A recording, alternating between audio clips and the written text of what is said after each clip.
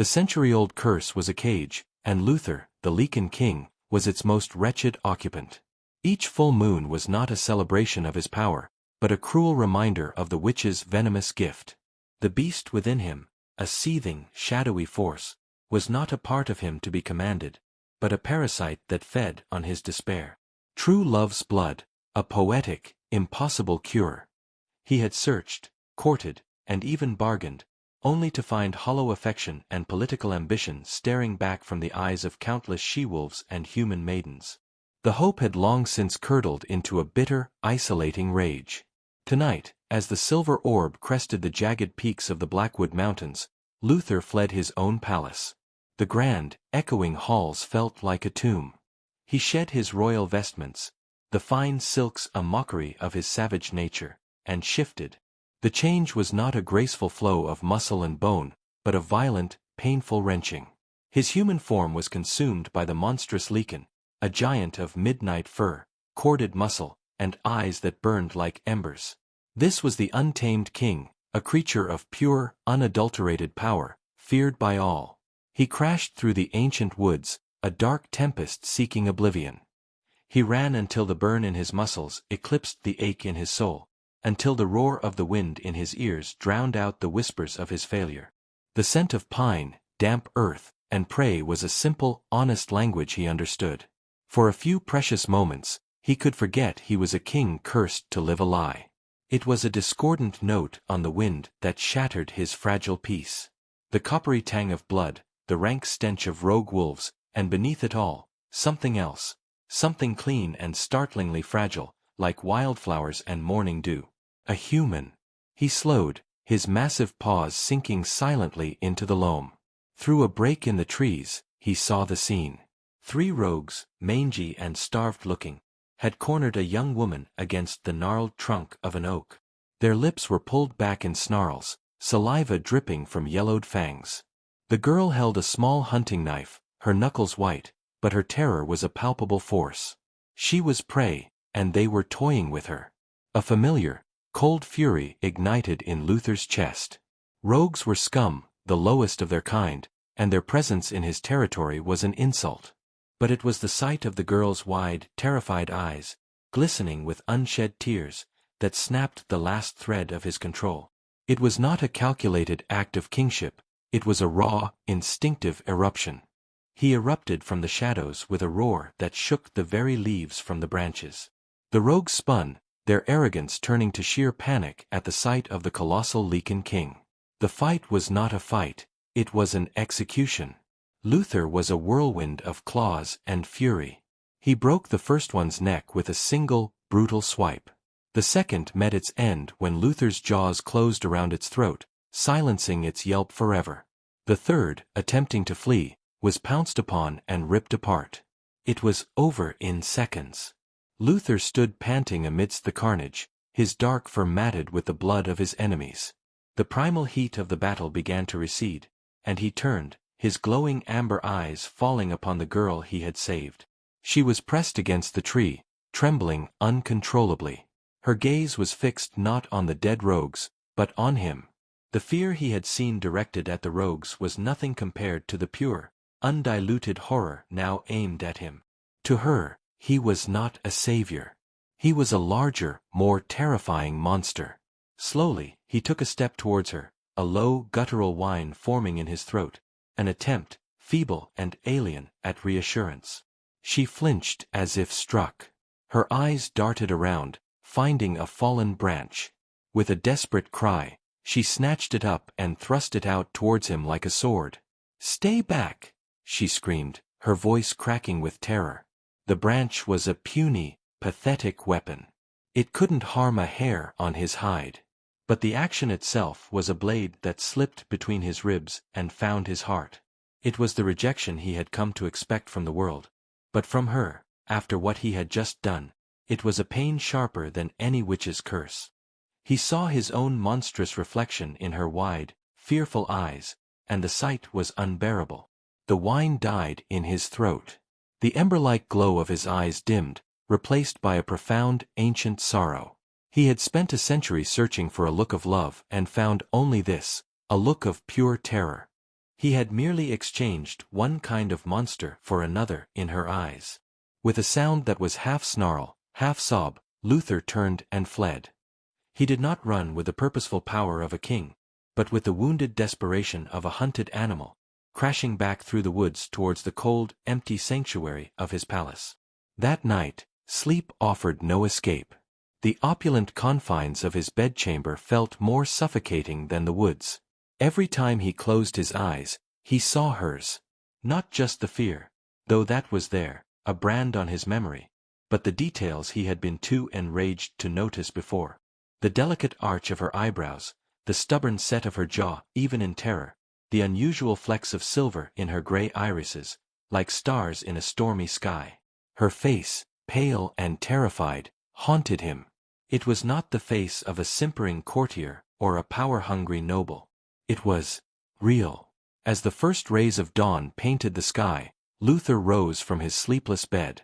The ill-tempered, dismissive king was gone, replaced by a creature of singular, burning purpose. The curse, the decades of failure, the reclusive bitterness, it all faded into the background, overshadowed by one compelling need. He had to find her. He had to know who she was. Not as a potential cure, not as a means to an end, but as the first person in 100 years who had made him feel something other than rage or despair, even if that something was a pain more acute than any he had known before. He would find the girl with the wildflower scent and the starlit eyes. Meanwhile, Lydia has never been more scared. The walk back to the cottage on the edge of the human village was a blur of fear and frustration. Her hands were empty, the pouch that should have been filled with moon-kissed wolfsbane and silverroot still dangling uselessly at her hip. Every snap of a twig in the pre-dawn gloom made her jump, her heart hammering against her ribs. The image of the monstrous black lichen burned onto the back of her eyelids. She paused at the rickety gate, taking a deep, shuddering breath. She wiped the tear tracks from her cheeks with the back of her hand, forced a smile onto her face, and pushed the door open. The air inside was thick with the smell of sickness and simmering broth. Her mother, Helen, lay propped up on a pallet by the hearth, her face gaunt and pale. The fever had stolen the warmth from her skin, but not the sharpness from her eyes. "Lydia." Helen's voice was a thin whisper. "You're back late. Did you find the herbs?" Lydia busied herself with hanging her cloak, avoiding her mother's gaze. The patch by the old oak was picked clean," she lied, her voice too bright. "I'll try the northern ridge tomorrow. The soil is richer there." A fit of wet, racking coughing seized Helen. When it subsided, she fixed Lydia with a look that saw right through the fragile facade.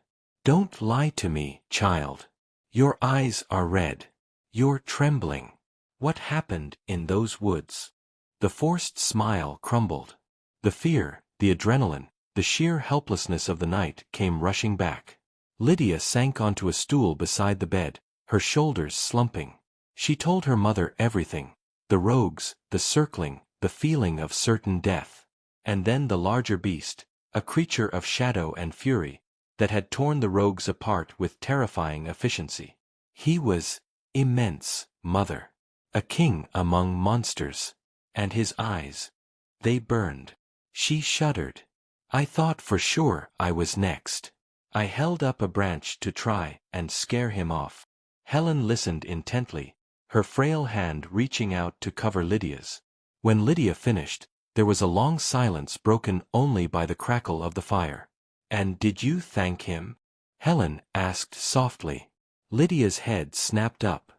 "Thank him? For what? For not killing me after he'd finished his sport? They're all the same, these beasts. Don't forget what one of them did to you." Her voice cracked with emotion. "A werewolf's bite is the reason you're lying here, dying. Their kind is nothing but a curse." Helen's gaze grew distant, filled with a pain that was decades old. "Their kind is not a monolith, Lydia. Your father was one of them, remember? A good man, with a wolf's spirit. He was gentle. He loved us." The mention of her father was a familiar, bittersweet ache. "And the Lycan King killed him," Lydia said, the old hatred coiling in her stomach. "Hunted him down for daring to love a human." That is the story, Helen whispered, a strange, unreadable emotion flickering in her eyes. The king's law was absolute. No fraternization with humans. Suddenly, an idea, wild and dangerous, ignited in Lydia's mind. It was like a spark landing on dry tinder. Her eyes widened, the fear of the night replaced by a fierce, calculating light. "The Lycan King," she murmured. "He's the one who saved me tonight." Helen watched her daughter's face change. "What are you thinking, Lydia?" "I'm thinking," Lydia said, her voice now steady and determined, "that I should go to him. To his palace. I will seek employment in his household. It's the proper thing to do, to thank my savior." She leaned forward, her voice dropping to a conspiratorial whisper. "And while I'm there, under his roof, perhaps I can appeal to him. Ask for his help. The pack must have healers, medicines far more potent than anything I can find in the woods. It could be the only way to save you." Helen's breath caught. It was a reckless plan, a fool's gamble. But the desperation in her own body, the slow, creeping chill of the curse, warred with her maternal fear. She saw the iron resolve in her daughter's face, a trait she'd inherited from her father. After a long moment, she gave a slow, reluctant nod. "It is a brave thought," she conceded. "A noble one, to thank him. But you must be careful, Lydia. More careful than you have ever been.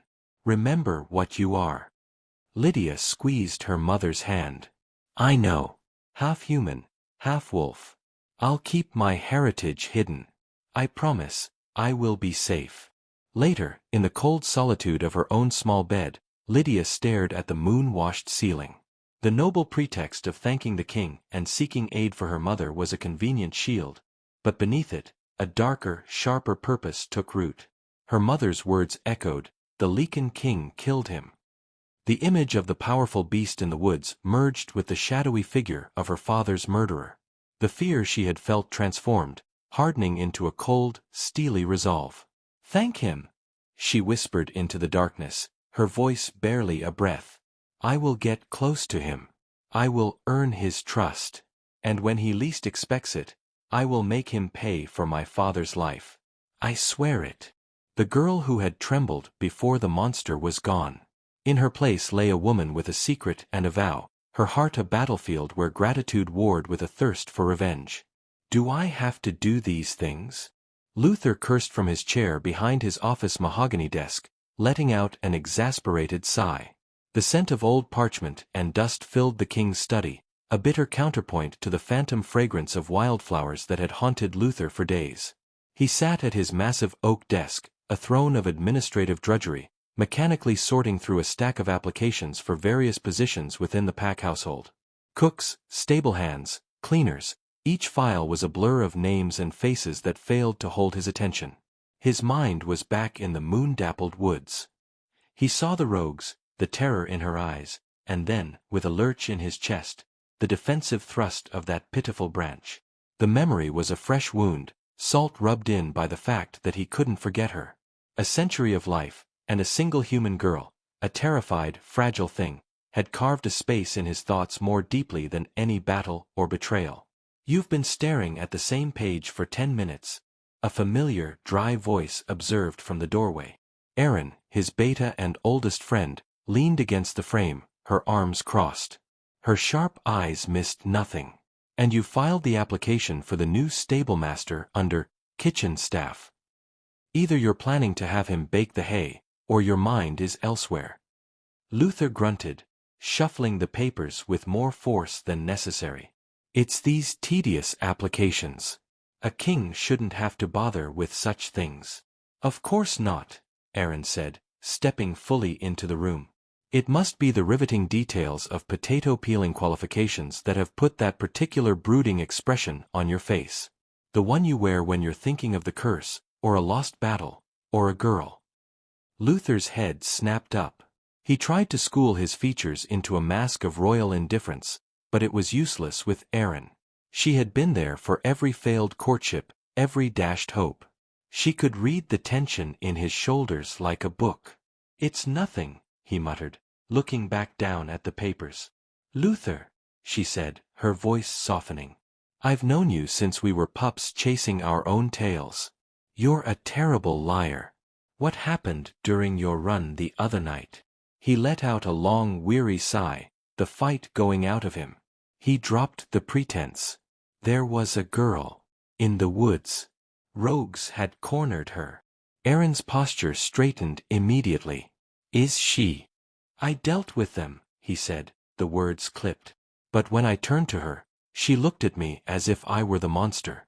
She was terrified. Held a branch out to keep me away. The pain of the memory was raw in his voice.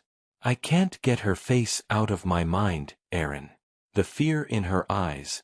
And yet, she's all you can think about, Aaron finished for him. She offered a small, knowing smile. So, go find her. Luther scoffed. Don't be absurd. That's a fool's errand. The woods are vast. She was probably just passing through. It's a stupid idea. Stupider than sitting here, moping and misfiling applications? Aaron countered gently. Frustrated, Luther snatched up the next file from the stack, intending to shove it away. But his movement stilled. His breath caught in his throat. Staring up at him from the attached photograph was her. The same wide gray eyes, the same delicate features, the same stubborn set to her jaw, though in this picture she offered a small, hesitant smile. His heart hammered against his ribs, a frantic, hopeful rhythm he hadn't felt in decades. His eyes darted to the name, Lydia Woodrow. And then, the lineage. Half human, half wolf. Aaron, he said, his voice a low, urgent rumble. He held up the file, his hand trembling slightly. Aaron stepped closer, looked at the picture, and then a wide, genuine grin spread across her face. The fates have a sense of humor, after all. Employ her, Luther commanded, his tone leaving no room for argument. At once. Of course, Aaron said, her mind already racing with the implications. This was more than a coincidence. It felt like providence. This girl could be the key to breaking his curse. Shall I have her summoned for an interview? We can see if she's suitable for a position in the... No, Luther interrupted, his gaze still locked on Lydia's picture. No interview. Employ her immediately. I want her here. Today. Aaron blinked. Luther, we should at least ascertain her skills. What position shall we offer her? Luther finally looked up, his ember-like eyes blazing with a possessive intensity that startled even Aaron. She will be my personal assistant. I need a new one. You haven't had a personal assistant since you fired the last one for organizing your scrolls by color instead of century, Aaron pointed out, her practical nature warring with her hope for him. And that was 20 years ago. Does she have any relevant experience? I don't care, Luther stated, his voice final. He traced the edge of the photograph with a single, claw-tipped finger. She is the one. Make it happen. Seeing the desperate, long-extinct hope in her king's eyes, Aaron knew better than to argue. She nodded. As you wish. I'll see to her employment, personally. She'll be here by sundown. As Aaron left to enact his orders, Luther leaned back in his chair, the file containing Lydia Woodrow's life held gently in his hands. The brooding king was gone, replaced by a man who had just been thrown a lifeline. He didn't see a potential employee, he saw a salvation. He was completely unaware that the salvation he so desperately sought had just sworn an oath to become his ruin. Lydia was all set the following day for her interview, best to say, her malicious scheme against the Lycan King. Dressed in a white plaid shirt and a navy blue pants, she finished her outfit with a pair of black flats. Lydia Woodrow. It took her a jolt to realize whose name was called. The summons came with a crisp, official parchment delivered by a stern-faced guard. Lydia's hands trembled as she heard it. An immediate audience with His Majesty, King Luther, in his private study. Her plan had been to enter the packhouse as a lowly cleaner, invisible, a ghost moving through the corridors until she found the perfect moment. An interview with the king himself was a complication she hadn't anticipated, a spotlight she desperately didn't want. Her heart hammered a frantic rhythm against her ribs as she was led through the grand, intimidating hallways of the palace. The air was thick with the scent of power and old stone. This was the den of the beast who had murdered her father. She clutched the folds of her simple dress, mentally rehearsing her cover story, a half-blood down on her luck, seeking honest work to care for her ailing mother. The guard opened a heavy, carved door and gestured for her to enter. Lydia stepped inside, her head bowed in a show of submission she hoped masked her seething hatred. "Lydia Woodrow, Your Majesty," the guard announced before closing the door, leaving her alone with the king. Lydia forced herself to look up, and the breath caught in her throat. The man behind the immense oak desk was not the grizzled, haggard old tyrant she had pictured. He was young, or appeared to be, with a strong, clean-shaven jawline and hair the color of dark midnight. He was tall, even while seated, his broad shoulders straining against the fine fabric of his tunic. And he was handsome. Devastatingly so. A weird, almost hesitant smile played on his lips as his eyes, the color of warm amber, fixed on her with an intensity that felt physical. For a dizzying second, Lydia felt her resolve waver, swept off her feet by a wave of sheer, unexpected attraction. "He's a monster," she screamed at herself. Then, the memory of her mother's lessons surfaced. "Werewolves age slowly, Lydia. A century is but a chapter in their long lives." This youthful, vibrant man was the same ancient creature who had ruled with an iron fist for 100 years. The same one who had ordered her father's death. The lustful haze evaporated, replaced by a cold, sharp clarity. She would avenge her father. She would drive a dagger right between those captivating, ocean-deep eyes. "Lydia Woodrow," Luther said, his voice a low, resonant baritone that vibrated through the quiet room. It was the same voice she'd heard growl in the woods, yet now it was carefully modulated, smooth. "Please, sit." She sat gingerly on the edge of the chair opposite him, her spine rigid. She kept her gaze lowered, focusing on the intricate carvings on his desk. Scenes of hunting and battle, no doubt. He asked her a series of official questions, his tone formal. "Your application states you are half-human. Have you ever lived within a pack structure before?" "No, Your Majesty," she answered, her voice thankfully steady. "My mother raised me in the human village." "And your skills?" The application was for a cleaning position. "I am hard-working, Your Majesty. I learn quickly. I am not afraid of menial tasks." She kept her answers short, professional, avoiding the trap of his gaze. But she could feel it on her, a tangible weight. Every time she risked a glance, she found herself drowning in those amber depths, feeling a pull that was both terrifying and magnetic. It was a struggle to remember her hatred. Luther sensed her profound discomfort. He leaned back, steepling his fingers. "Miss Woodrow, I have a different proposition for you. The vacancy you applied for is beneath your potential." Lydia's head snapped up in genuine surprise, her carefully maintained facade cracking. "Your Majesty." "I am in need of a new personal assistant," he stated, his weird smile returning, softer now. "The role involves managing my schedule, handling correspondence, and, generally ensuring my day runs smoothly. I believe you would be suitable." Lydia was speechless. This was impossible. It was too perfect. Too convenient. A cleaner might get close to him once, with a hidden knife. A personal assistant would be at his side constantly. The opportunities would be endless. But why her? I have no experience in such a role, Your Majesty," she stammered, a flicker of real fear cutting through her act. Was this a test? Had he recognized her? "I am an excellent teacher," Luther said, his voice dropping slightly, almost intimate.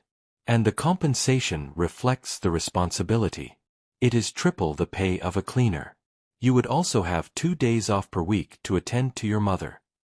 The mention of her mother was a masterstroke. It was both a carrot and a subtle reminder that he knew her vulnerabilities. But Lydia's mind was already racing. Triple the pay meant better medicine for her mother. And unparalleled access to the king meant a swifter revenge. She looked at him, and for the first time, she met his gaze fully, allowing a calculated mix of gratitude and ambition to show on her face. "That is incredibly generous, Your Majesty." She took a deep breath, sealing her fate. "I accept the offer. Thank you." A look of profound relief, almost joy, flashed in Luther's eyes so quickly she almost missed it. "Excellent," he said, the words sounding like a victory. "Aaron, my beta, will get you settled. You start tomorrow." As Lydia rose and curtsied, her heart was a maelstrom of conflicting emotions. But one thought rose above the chaos, cold and hard as steel. He has just invited his killer into his inner sanctum. And he's smiling about it. If Lydia thought working with her enemy would expedite her plans, how wrong was she? It's been a week, and every day, she finds him as attractive and amusing as he could muster. While she was lost in thought, trying to understand her boss' enigmatic personality, the grand clock in the palace hallway chimed 7, its deep tones echoing through the now quiet administrative wing. Lydia carefully stacked the last of the day's correspondence on the corner of Luther's immense desk. The setting sun cast long, amber shadows across the room, mirroring the color of his eyes she now found herself seeking out throughout the day. Weeks had bled into a month, and her carefully constructed world of vengeance had crumbled, brick by brick, under the relentless, quiet kindness of the Lycan King. The monster she had come to kill did not exist. Instead, she found a man burdened by a century of loneliness, who was patient with her clerical mistakes, who explained pack politics with a scholar's depth, and whose laughter, though rare, was a sound that warmed her from the inside out. The image of the savage beast from the woods had been replaced by the memory of his hand gently guiding hers as she learned to use the ancient filing system, his touch sending a jolt through her that had nothing to do with fear. The plan to kill him had not so much been abandoned as it had simply faded, worn away by every respectful glance, every thoughtful gesture. In its place grew a dangerous, consuming curiosity, a lustful urge not just for his body, but for his story, for the soul behind the crown and the curse. "It's late," Luther's voice rumbled softly from the doorway. He'd been watching her tidy up. "I'll drive you home." Lydia's heart skipped a beat. "Oh no, Your Majesty, it's quite all right. The walk is—" "Luther," he corrected gently, a habit he'd insisted upon when they were alone. "And it's no trouble. You've mentioned your mother's condition. You shouldn't be walking through the outskirts alone after dark." Panic, sharp and immediate, flared within her. Her home was a testament to her poverty, a humble cottage that stood in stark contrast to his palace. And her mother knew the truth. "Really, it's fine. The house, it's not really guest-worthy. It's a mess." A small smile touched his lips. "Lydia, I've led war parties through swamps. I think I can survive a messy cottage." Desperate, she grasped for another excuse. "It's the rats. They're enormous. Vicious. It's not a place for a king." At that, Luther let out a genuine, rich laugh that filled the study. The sound made her knees feel weak. "Big rats," he repeated, his eyes twinkling with amusement. "I believe I can handle a few rodents. My car is waiting." The drive was a silent, tense affair for Lydia. She pointed out the turns, her mind racing. When the headlights illuminated the small, slightly crooked cottage, she felt a flush of shame. But Luther simply parked and got out, his gaze taking in the home with no judgment, only quiet observation. The moment they stepped inside, the scent of sickness hit him. His playful demeanor vanished, replaced by a king's decisive authority. Helen lay on her pallet, her breathing shallow. In the dim light, she looked frilier than ever. Luther was at her side in an instant, his large hand gently feeling her forehead. "She's burning up," he said, his voice low and urgent. He turned to Lydia, who stood frozen by the door, her secret exposed. "Why didn't you tell me it was this bad?" Before she could form a lie, he had pulled a small, sleek communication device from his pocket. "Aaron, I need the Royal Medical Team at this location immediately. Full emergency protocols. Use my personal transport." He gave the address without hesitation. Lydia could only watch, stunned, as events spiraled beyond her control. Within minutes, a silent, efficient ambulance arrived. Gentle hands lifted her mother onto a stretcher. Luther spoke quietly with the lead doctor. "She goes to the royal wing. Spare no expense. I want her stable by morning." As the ambulance pulled away, its lights painting the night red and blue, the reality of his kindness crashed down on Lydia. The lies she had built her new life upon felt flimsy and pathetic. They were alone in the quiet cottage. "Why?"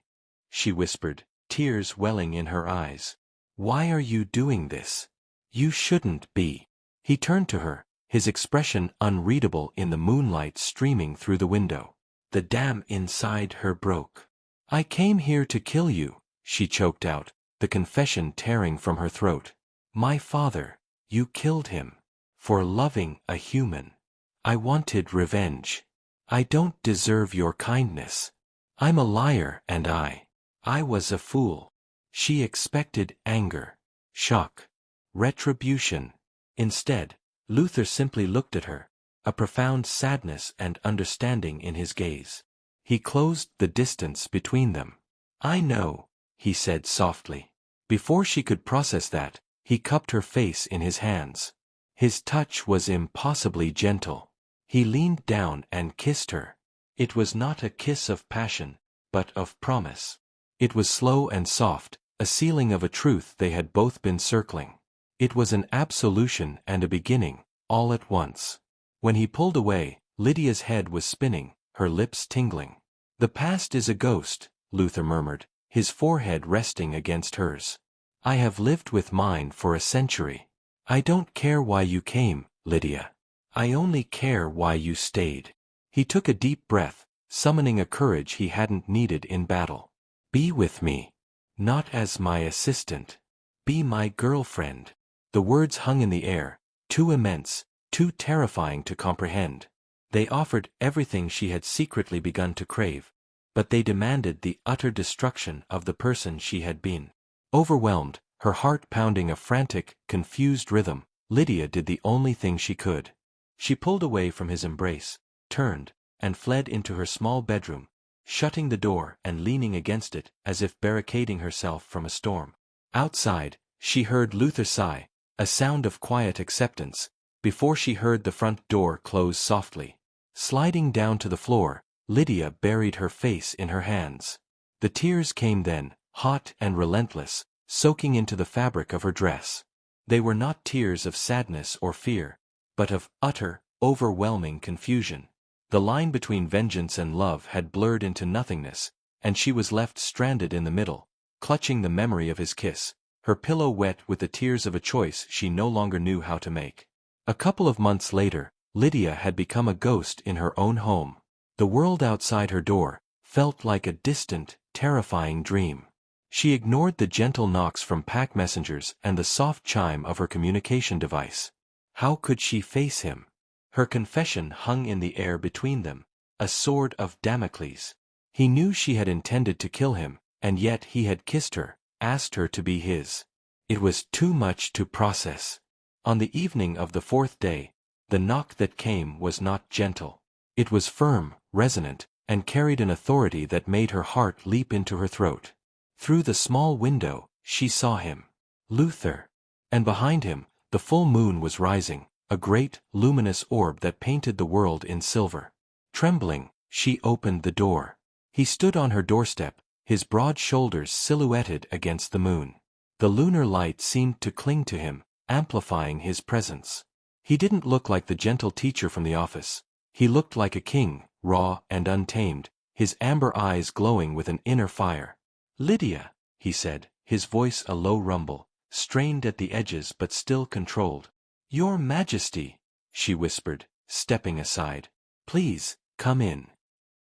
He entered but rejected her gesture toward a chair with a sharp shake of his head. The small cottage seemed to shrink around him. "Why are you avoiding me?" he asked, his gaze pinning her to the spot. She looked down, wringing her hands. I'm not feeling well. I didn't want to annoy you further by being absent." "Don't lie to me," he said, the calm in his voice beginning to crack, revealing the frustration beneath. "Not now. Not on a full moon. The beast, it makes everything more intense. It hates deception." Before she could form another excuse, he closed the distance between them.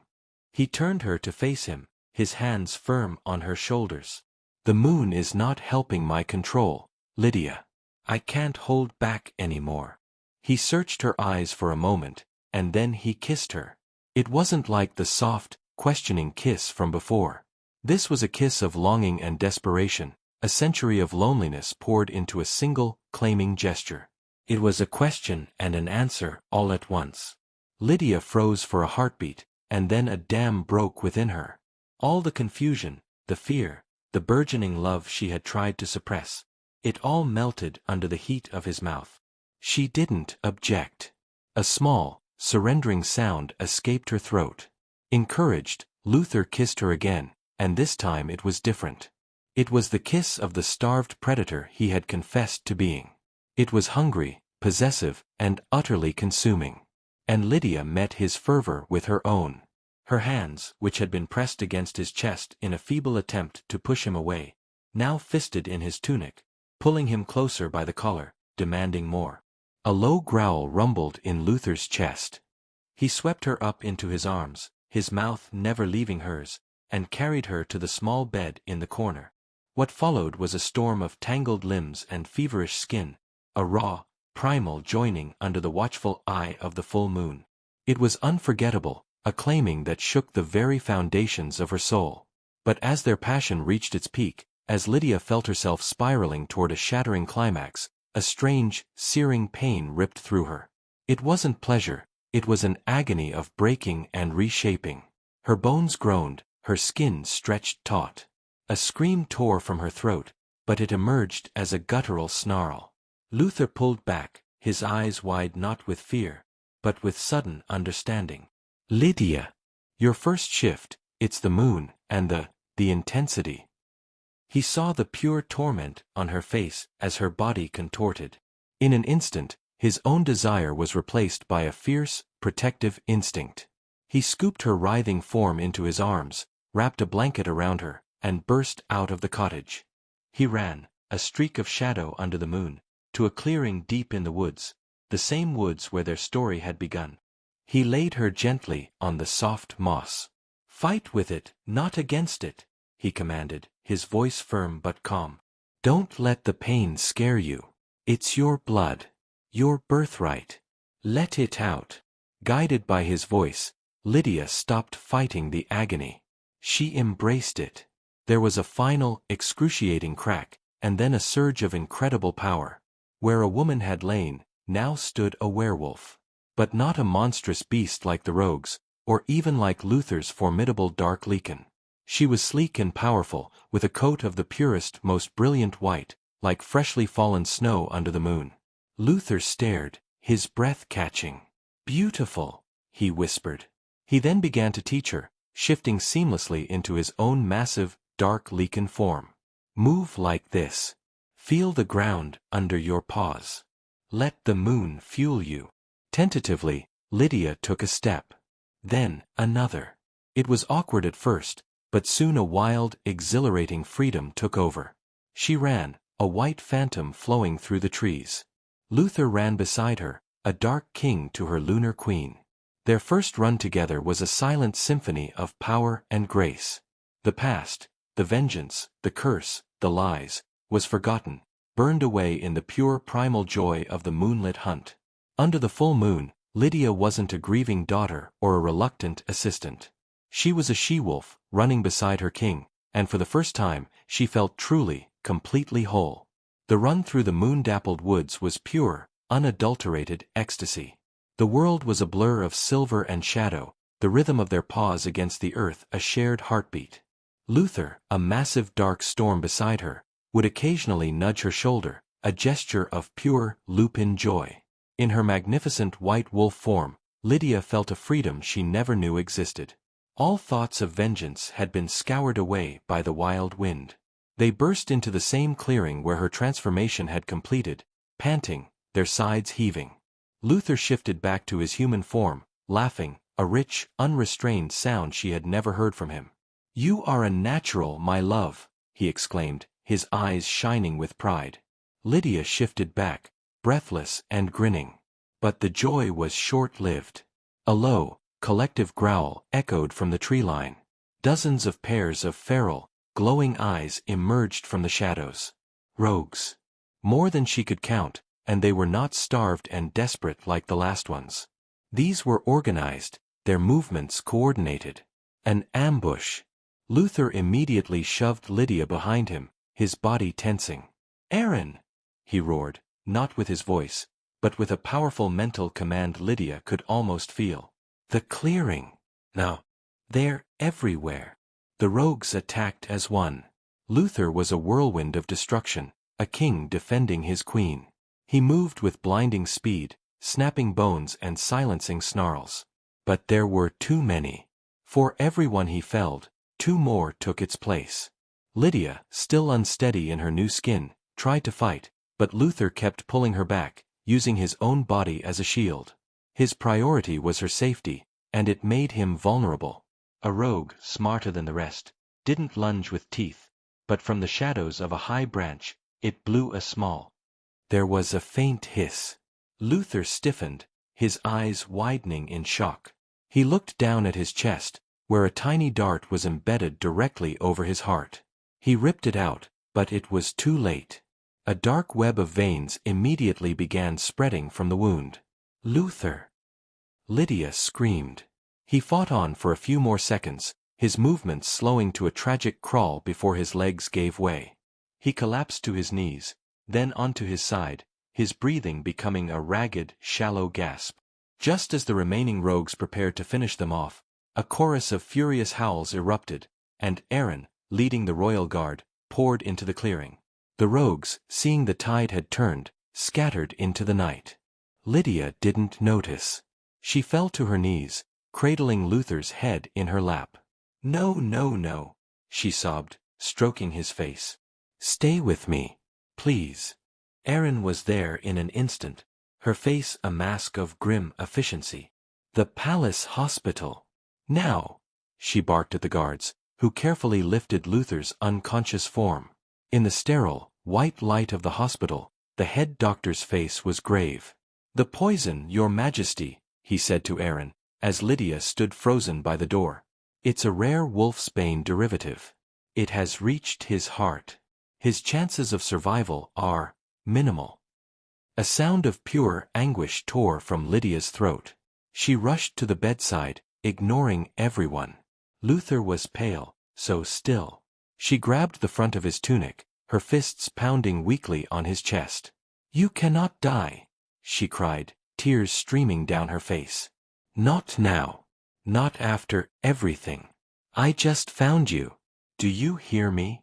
Don't you dare die on me." In her frantic despair, she didn't notice the fresh gash on her palm, a wound from a rogue's claw she hadn't felt. As she beat his chest, her blood, warm and vital, seeped from the cut, smearing over the poison wound on his skin, seeping into the puncture where the dart had struck his heart. A monitor flatlined. A long, piercing beep filled the room. The doctor bowed his head. "He is gone. I am sorry." Lydia's world shattered. A scream was building in her throat, a wave of absolute desolation. And then, Luther took a sudden, deep, gasping breath. His eyes flew open, but they were different. The ancient, cursed amber glow was gone, replaced by a clear, warm, human brown. He blinked, focusing on Lydia's tear-streaked face. A smile, weak but genuine, touched his lips. "Lydia," he whispered, his voice hoarse but clear. "You saved me." The entire room was silent in shock. You broke the curse," Luther said, wonder in his new, gentle eyes. Lydia stared, uncomprehending. "What curse?" It was Aaron who stepped forward, her own eyes filled with tears of joy and disbelief. "The curse placed on him at birth, Lydia. It could only be broken by true love's blood." Lydia looked down at her bloodied hand, then at the wound on Luther's chest where her blood had mingled with the poison. "True love. Her blood. Luther struggled to sit up, his strength returning with every passing second. He took both of her hands in his gaze intense and full of a love that was no longer shadowed by a century of pain. "Lydia," he said, his voice strong now. "You are my savior, my true love. Marry me. Be my queen." There were no more doubts. No more past to haunt them. Only a future, bright and open. "Yes," she breathed, her heart soaring. "Yes, Luther. 1,000 times yes." As they kissed, a soft, happy gasp came from the doorway. Helen stood there, supported by a nurse, looking healthier than she had in years, her eyes shining with tears. She had seen it all. "My child," Helen whispered, her voice thick with emotion. "My brave, beautiful child. You have healed us all." She looked at Luther, a forgiveness and peace in her gaze that finally laid an old ghost to rest. "You have my blessing." Luther held Lydia close, the king and his queen, their curses broken and their future, under the gentle light of the dawn, finally beginning. A couple of months later, the whole pack gathered to celebrate Lydia and Luther's mating ceremony. The ceremony was held not in the cold stone of the palace throne room, but under the vast, open sky of the very clearing where their destinies had irrevocably intertwined. The ancient oaks stood as silent, proud witnesses, their leaves whispering a blessing on the wind. The air itself seemed to shimmer with magic and joy. Luther stood before the gathered assembly, his posture regal but his expression softer than any had ever seen. The cursed amber fire in his eyes was gone, replaced by a warm, steady brown gaze that held only peace and adoration. He wore the traditional ceremonial armor of the Lycan Kings, but it was polished to a brilliant shine, reflecting the sunlight, not the moonlight. A hush fell over the crowd as Lydia appeared. She was a vision in a gown of woven silver and moon-white silk that mirrored the coat of her wolf form. On her head rested a delicate circlet of winterberries and polished moonstone. She walked toward him, not with the timid steps of a subject, but with the confident grace of a queen, her eyes locked with his. As they joined hands, their vows were not just promises spoken, but a resonance that echoed in the souls of every wolf present. They spoke of partnership, of strength forged in trials, and of a love powerful enough to shatter a century-old curse. Just as the officiant was about to proclaim them bound for life, a disturbance rippled at the edge of the gathering. The crowd parted nervously as the leader of the rogue band, the very one who had led the ambush, stepped forward. He was scarred and grim, but he held his hands open and empty, his head bowed. He dropped to one knee before Luther and Lydia. "King Luther, Queen Lydia," his voice was rough but clear. "We have seen your strength. But more than that, we have seen your mercy. We saw a love that defies ancient hatreds. We are tired of living in the shadows. We surrender and pledge our allegiance to you. We ask for a place in your kingdom." A tense silence followed. Then, Luther looked at Lydia, a question in his eyes. She gave a slight, confident nod. This was their first act as rulers, together. Luther stepped forward and placed a hand on the rogue leader's shoulder. "Rise. The past is dead. Today, we build a new future. A truce is struck. From this day forward, we live in peace and harmony." A great roar of approval erupted from the pack, a sound of unity that shook the very trees. A peace accord was signed not on parchment, but in the shared spirit of the moment. After the ceremony, Helen, her face radiant with health and happiness, embraced her daughter tightly. "My Lydia," she whispered, tears of joy streaming down her cheeks. "To see you like this, loved, powerful, and happy, it is all I ever wanted. Your father would be so proud." The years that followed were golden. Under Luther and Lydia's joint rule, the kingdom entered an era of unprecedented peace and prosperity. The former rogues integrated, their fierce loyalty becoming a cornerstone of the realm's defense. Luther's study, once a place of lonely brooding, was now filled with the sound of children's laughter. They had two, a fierce son with his father's dark hair and his mother's silver-flecked eyes, and a gentle daughter with hair as white as snow and her father's kind heart. And they lived, not just as king and queen, but as partners, parents, and soulmates, their love story a legend whispered for generations, a tale of how a vengeful heart was healed by kindness, a cursed king was freed by true love, and how, together, they forged a happily ever after that would endure long after their time.